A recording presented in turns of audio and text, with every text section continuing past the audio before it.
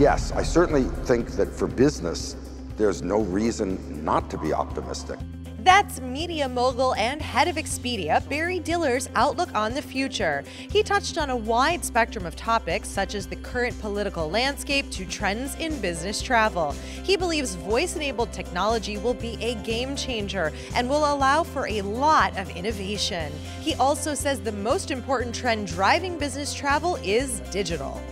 One thing is absolutely true, that you are not going to replace, I believe, planes, cars, places to stay, etc. Those are not replaceable by technology. However, the methods for managing them, for commerce flowing through them, are all digital. You're watching GBTA Live. I'm Rachel Kopchak. What a treat to hear from media mogul Barry Diller and his unfiltered opinions on the global business landscape. Here's a listen to what some of you thought. I happen to agree with him on a lot of points. I like the innovation and the technology part of what he's talking about. You know, it is going to keep changing. It's going to keep evolving. So I'm really excited about that part. I really admired his transparency. He seemed really real. It was not scripted at all. He seemed very genuine and from the heart. I love what he said about politically without being too political. It was really very much just his impression about kind of an observer in a way, without being like really one-sided. When it comes to selecting lodging for your business traveler, there are many choices available because of the sharing economy options. During the lively center stage panel discussion on the topic, one thing is clear: both the hotels and companies like Airbnb are going to have to learn how to coexist.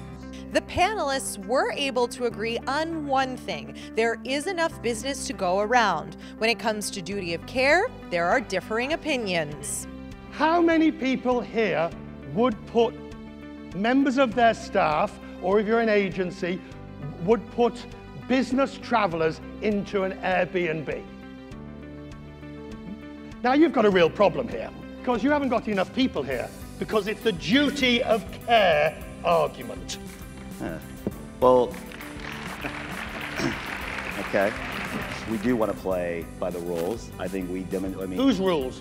We work very close, not hotel rules, but I would say obviously working with cities and communities. We are in favour of legislation that ensures greater transparency for the traveller, firstly, and secondly, what ensures a level playing field. So for us, this is an opportunity as well.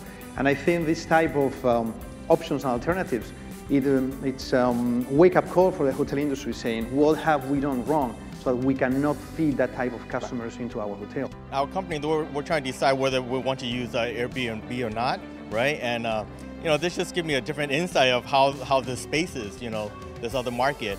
I thought it was a pretty intense interview. I loved it. You know, I was just like paying attention all the time. Also in center stage, Delta Airlines CEO Ed Bastian addressed his support for open skies. When it comes to the laptop ban, he believes the government has come up with a solution to make us all safer. On the topic of air traffic control, Bastian believes whether or not it becomes privatized, we need the right structure in order to implement the modernization. And when it comes to maintaining quality service in the social media era, everyone that's on board now is an amateur videographer, and no matter what's happening, you're on camera, and people can draw attention to their individual issues. We're always on stage. We've been on stage generally in front of 200 people, you know, in a cabin or at a gate. Right. Now we have the risk of being on stage in front of 200 million people, you know, if something goes viral. And we have to continually think about what's the best way to take care of a situation, what's the best way to take care of a customer, making certain we're taking care of the customer the way we'd want to be treated. Delta really thinks about their people. He really talked a lot about the people who support Delta Airlines and technology. And I have seen myself how their technology has improved over the years. A lot of action happens here on the expo floor. Deals are signed, connections are made, and you can even have a virtual reality experience of what it's like to fly on a Southwest Max.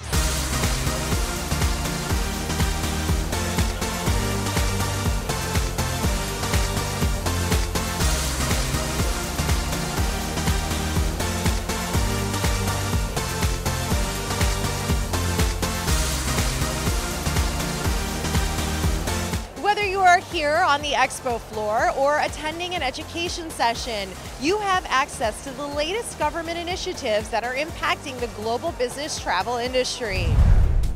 U.S. Customs and Border Protection is working with travel stakeholders to create a safe and more efficient way to arrive and depart from airports using biometric data. The goal is to use facial recognition technology at checkpoints where you would normally have to show an ID at the airport. When you think about any place you stop and show your passport now or show your ID now and somebody manually checks it, you can replace that with a quick picture and a mathematical algorithm that fires in the back end and confirms who you are really in real time. So we're looking at 2 seconds or less to be able to do that. JetBlue is working with U.S. Customs and Border Protection to test out facial recognition technology during the boarding process. When you get to security and get to the gate, we'll board the absolute normal way we generally board a flight. When you walk up, there's a little carpet on the floor with footprints on it. You stand on it. You're standing in front of a camera. The camera is looking at your face. It's taking all the biometrics that, the distance between your pupils and things like that. It's comparing that to the photo database that Customs already has from everybody's passport. Once they decide it's you, get a green light, you walk on the airplane.